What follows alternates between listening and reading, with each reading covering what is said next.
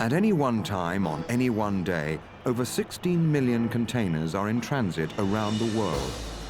This is international trade.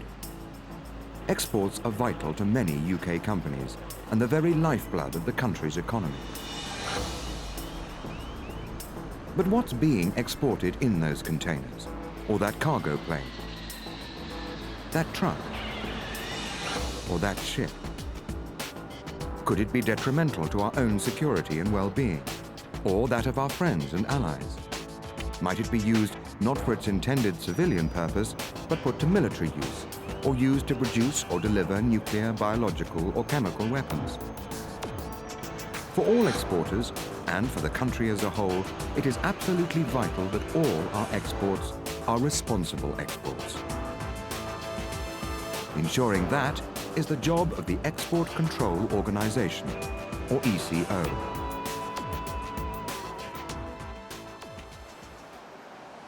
The ECO is part of the Department for Business, a stone's throw from the Houses of Parliament. The ECO has a deceptively simple mission: to promote global security through strategic export controls, facilitating responsible exports. The United Kingdom takes its international obligations seriously. Most of our export controls stem from commitments to multilateral and international agreements. And we continue to work with others to agree commitments on the transfer of conventional weapons and on technology that could be used in weapons of mass destruction, WMD, and the missiles that deliver them. All international agreements and UK-specific controlled items are distilled into several strategic export control lists. The two main ones are firstly the military list. This is self-explanatory: equipment, components, goods and technology for military use. This is an important area for UK industry. We're one of the world's leading suppliers of defence equipment. The United Nations Charter asserts the right of all sovereign states to defend themselves. We have the means to do so, in part due to our innovative and efficient defence industry. But many nations have neither the infrastructure nor the industrial base, and must import from friends and allies.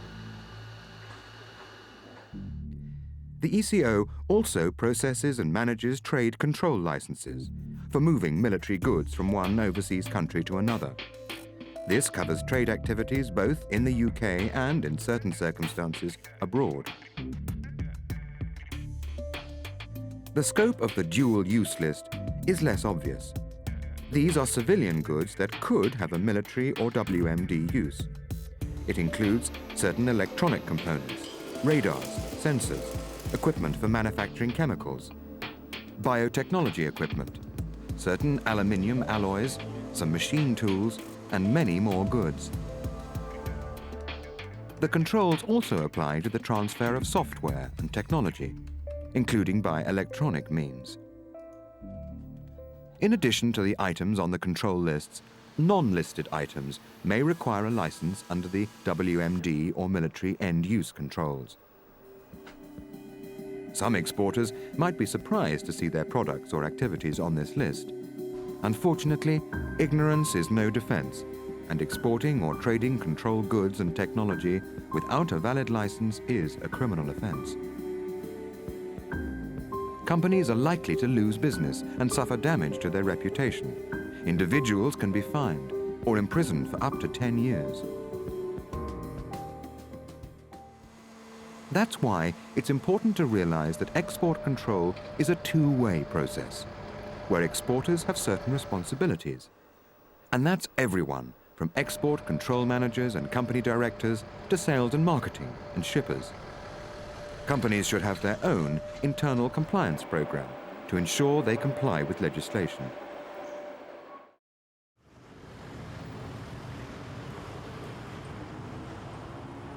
Every UK company can expect a fast, responsive licensing service and comprehensive advice from the ECO.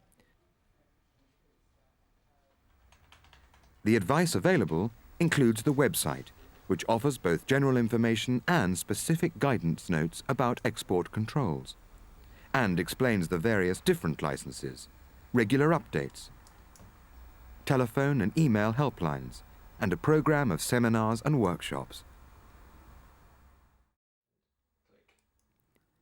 The licensing process proper starts with SPIRE, the ECO's online license application system. Submitted applications are first assessed by the ECO, then go on to several other government departments for their specialist advice. Together, they ensure that the intended export does not contravene 8 key criteria. Will the export breach any arms embargoes or sanctions? Might the export be used in the abuse of human rights? Could the export provoke or prolong an internal conflict? Might the buyer use the export aggressively against another country? Will the export jeopardize UK national security or that of our allies? What's the buyer's record on supporting terrorism and respecting international law? Might the equipment be diverted within the buyer's country or re-exported? And finally, if the buyer is a developing country, will the export seriously undermine its economy or hamper sustainable development?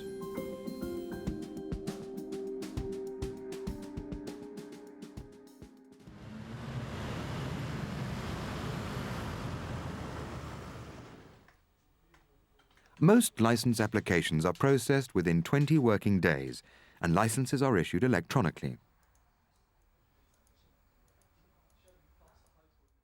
HM Revenue and Customs and UK Border Agency enforce export license controls. The Revenue and Customs Prosecution Office is responsible for prosecuting where breaches have occurred. The marketplace has never been more competitive, and exports never so important. But export control is a serious responsibility, not just an administrative task. It affects us all, from exporting companies and their employees to national government and the general public, and the people in the countries those goods are going to, as well as their neighbours. It's a global responsibility.